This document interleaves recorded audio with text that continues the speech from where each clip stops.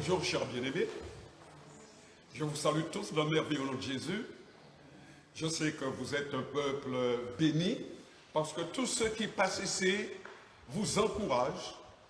Et l'encouragement, c'est une manière de rassembler. Le Seigneur a dit dans le psaume 50, verset 3, que rassemblez-moi mes fidèles qui ont fait alliance avec moi par le sacrifice, et vous verrez ma gloire. Donc, chers bien-aimés, il y a de grandes choses qui arrivent. Et j'ai une bonne nouvelle pour vous avant de commencer mon étude. Je crois que dimanche prochain ou à partir d'un dimanche prochain, nous allons travailler dans un autre format. Ce qui veut dire que moi j'ai du mal à rester fixé devant un écran. Je suis un homme qui bouge parce que l'Esprit de Dieu vous fait bouger. C'est impossible pour moi, c'est difficile pour moi. Mais croyez-moi, le Seigneur est en train de nous récompenser. Gloire soit rendue à Dieu. Dieu travaille d'une manière pour que nous puissions vraiment glorifier son Saint-Nom. Donc c'est pourquoi ce matin, chers bien-aimés, rapidement, je vais vous dire quelque chose encore. Cette étude que je porte, c'est une étude qui crée déjà la panique dans le camp du diable. Enregistrez dans vos cœurs tout ce que je vous dis. Cette étude que je vais porter est en train de créer la panique dans le camp du diable. Et voilà un peu le thème, le sujet de cette étude biblique. La parole de Dieu agit sur la conscience. La parole de Dieu agit sur la conscience. Et nous allons prendre comme support biblique Jean 8, versets 7 à 9 qui dit ceci. Comme c'était l'accusation, c'était des gens qui étaient venus accuser une femme pécheresse. Et on voulait savoir ce que dirait Jésus. Et là, Jésus se lève et il dit dans Jean chapitre 8, versets 7 à 9, comme il continuait à l'interroger, il se releva et leur dit que celui de vous qui est sans péché jette le premier la pierre contre cette dame. Et s'étant de nouveau baissé, il écrivait sur la terre. Quand ils entendirent cela, ce n'était pas n'importe qui était venu accuser. C'était des hommes éminents, des gens qui avaient un certain rôle, une certaine fonction dans l'Église. Ils se retirèrent un à un, depuis les plus âgés jusqu'au dernier. Et Jésus seul resta avec la femme qui était là au milieu. Oh, alléluia. Chers bien-aimés, nous pouvons encore reprendre un verset parce que je veux vous parler de la parole. C'est la parole, mes bien-aimés, qui travaille maintenant. C'est la parole qui éprègne ce lieu. C'est la parole, mes bien-aimés, qui est envoyée, alléluia, dans vos maisons, afin que vous receviez et que quelque chose se passe quand vous aurez fermé cela. Parce que la parole va continuer à travailler. La parole va continuer à agir. La parole va continuer à faire son effet. Romains 2, versets 15 à 16, je lis encore. Les païens montrent que l'œuvre de la loi est écrite dans leur cœur, leur conscience en rendant témoignage, et leurs pensées s'accusant ou se défendant tour à tour, ce qui apparaîtra au jour où, selon mon évangile, Dieu jugera par Jésus-Christ les actions secrètes des hommes. Le catalyseur, chers bien-aimés, que je voudrais vous faire connaître ce matin et qui est au milieu de nous, qui agit en ce moment pour éveiller les consciences, c'est la parole de Dieu. C'est pourquoi le Seigneur dit dans 2 Timothée 4, verset 2, prêche la parole, insiste en toute occasion, favorable ou non, reprend, censure, exhorte avec toute douceur et en instruisant. Alléluia. Chers bien-aimés, permettez-moi de vous dire, c'est une étude biblique, alors notez les versets. Permettez-moi de vous dire une chose. La parole de Dieu est puissante dans son influence. Si vous êtes sincère, si vous êtes vrai, si vous êtes, je dirais, si vous êtes, si vous appliquez ce que Dieu vous demande, si vous avez le caractère de Christ, la parole de Dieu en agit lorsque vous ouvrez la bouche. Justement, j'ai été très surpris lorsque le modulateur a parlé de Jérémie, parce que j'ai été poussé par aller voir le prophète Jérémie. Jérémie 5,14 nous dit, notez, c'est pourquoi ainsi parle l'Éternel, le Dieu des armées, parce que vous avez dit cela, voici, je veux que ma parole dans ta bouche, ma parole dans ta bouche, soit du feu, et ce peuple du bois, et que ce feu le consume.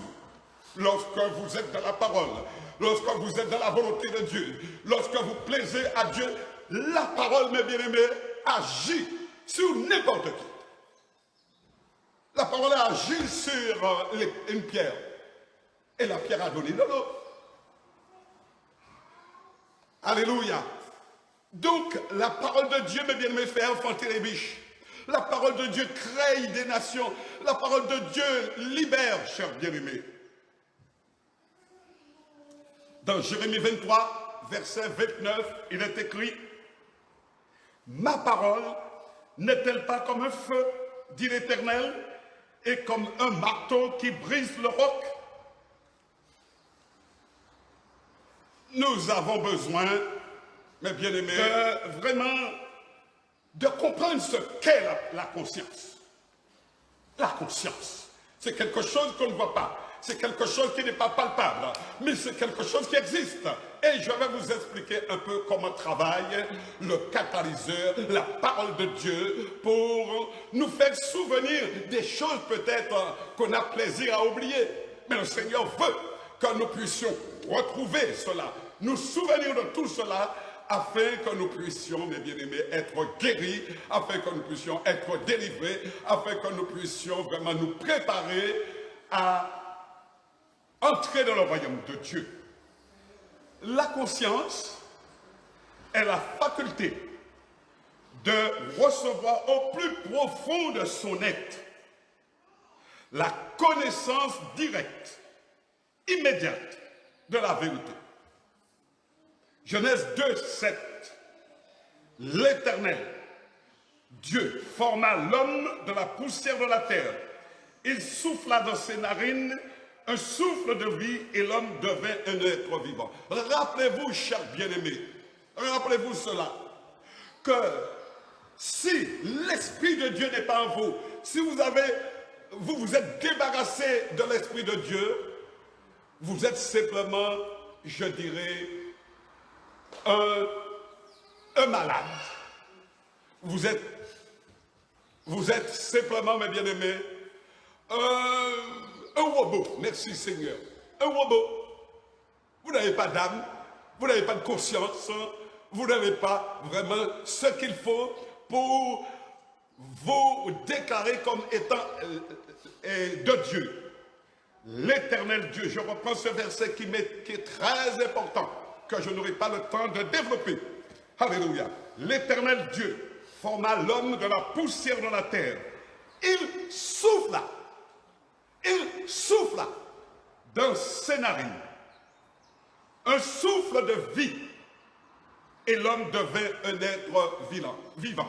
C'est pourquoi d'ailleurs, après des milliers et des milliers d'années, aujourd'hui, quand nous disent nos pères, prophètes, apôtres ou autres, quand ils entrent dans l'église, quand ils ont cette, je dirais, cette communication avec l'église de Dieu, ils posent une question.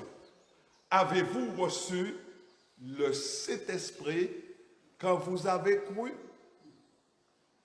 avez-vous reçu le Saint-Esprit quand vous avez cru? Je vous dirai, mes bien-aimés, mes observations.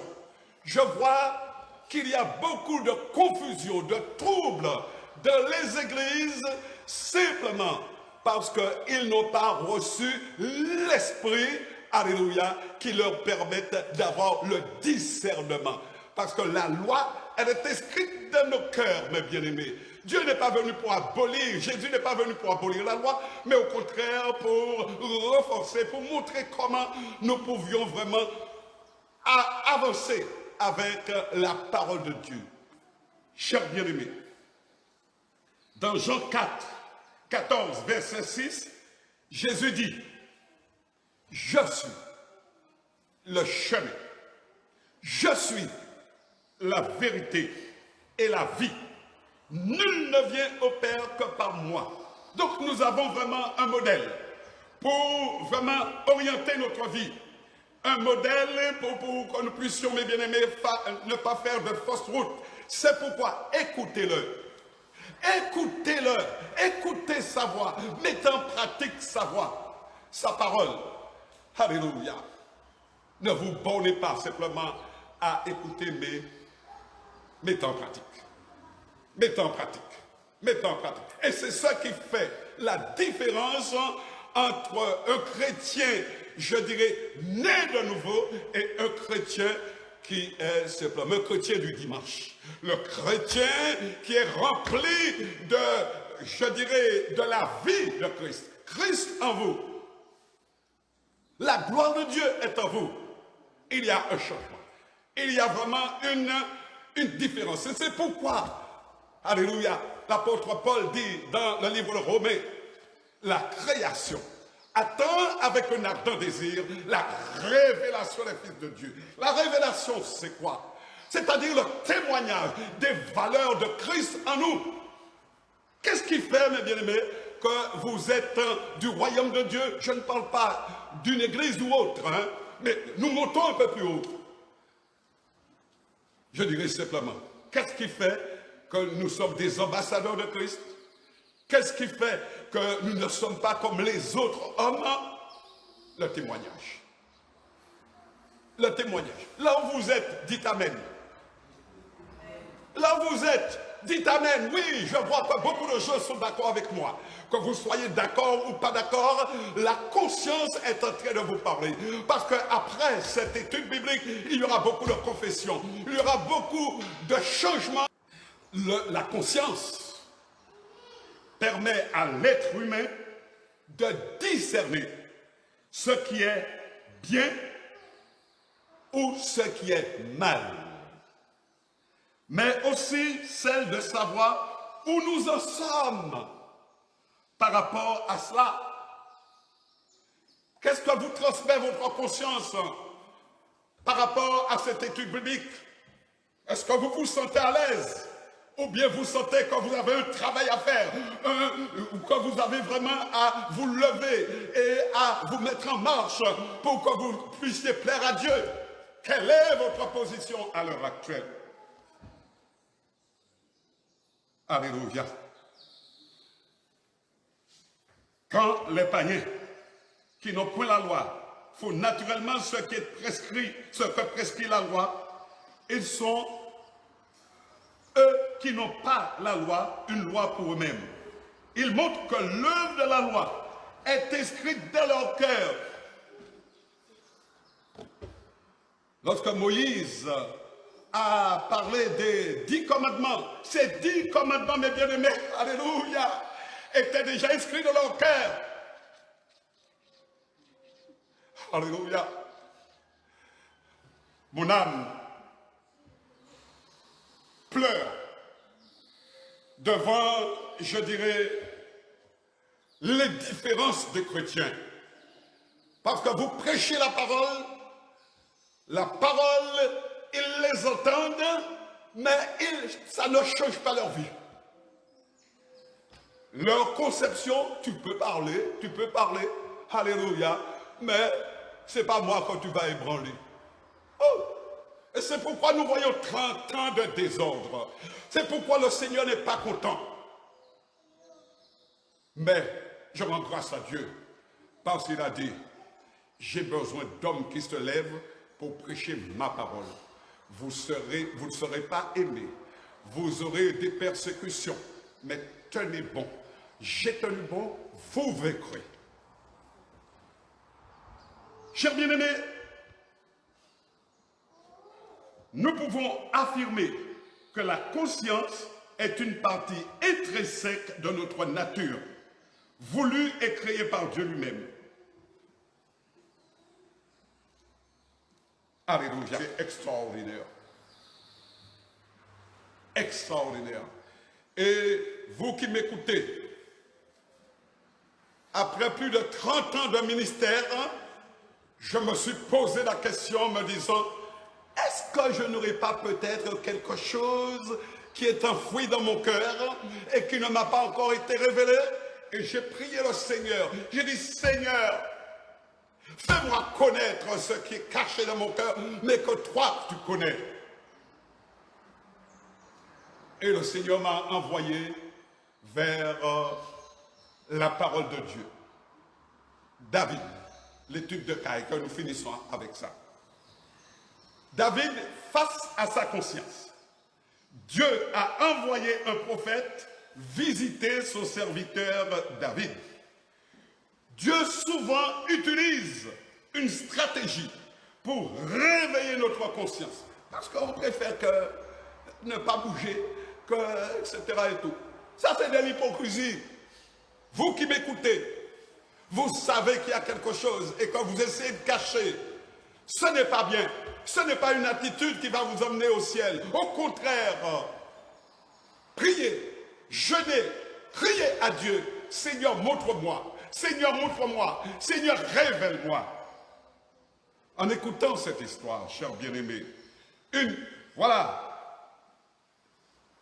Dans le contexte, c'est que David, homme choisi par Dieu, eh bien, que s'est-il passé? Il a envoyé sa troupe, il a envoyé, je dirais, ses serviteurs à la guerre contre les ennemis.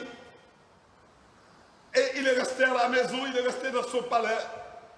Mais il avait un problème, comme nous-mêmes, nous tous nous avons un problème. Parce qu'aucun homme n'est, mes bien-aimés, sans péché.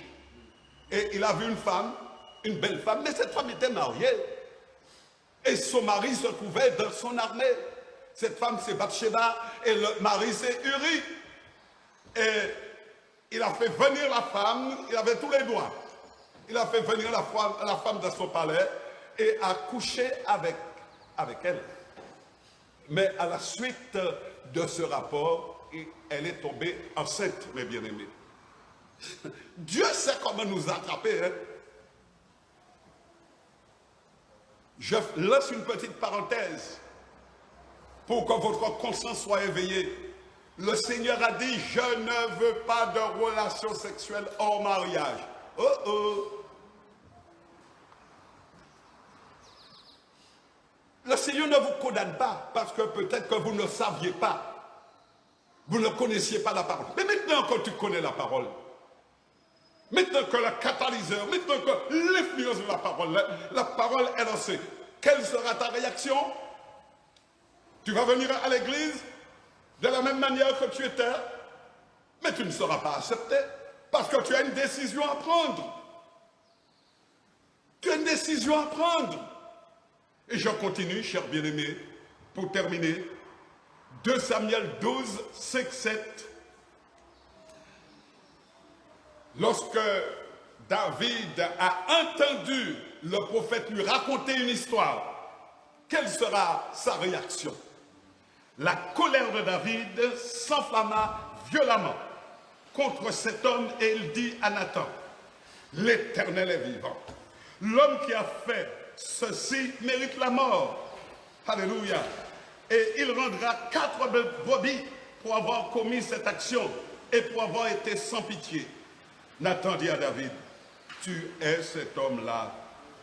Ainsi par l'Éternel, le Dieu d'Israël, je t'ai oint pour roi sur Israël et je t'ai délivré de la main de Saül. Quelques réflexions pour terminer, chers bien-aimés. Terminez, moi je termine, mais vous, votre travail commence. Parce que cette étude biblique, j'ai prié pour que Satan puisse lâcher vraiment les enfants de Dieu. Pour que les enfants de Dieu puissent se réjouir de la présence de Dieu. Pour que les enfants de Dieu soient de vrais disciples de Christ, de vrais serviteurs de Christ. Les quelques réflexions que je vous laisse ce matin. Qui est-ce qui rappelait à David les choses anciennes qu'il voulait effacer de sa mémoire? Qui a créé ce malheur dans la maison familiale de David? Vous lisez et vous comprendrez. Qui a amené David à avouer son péché?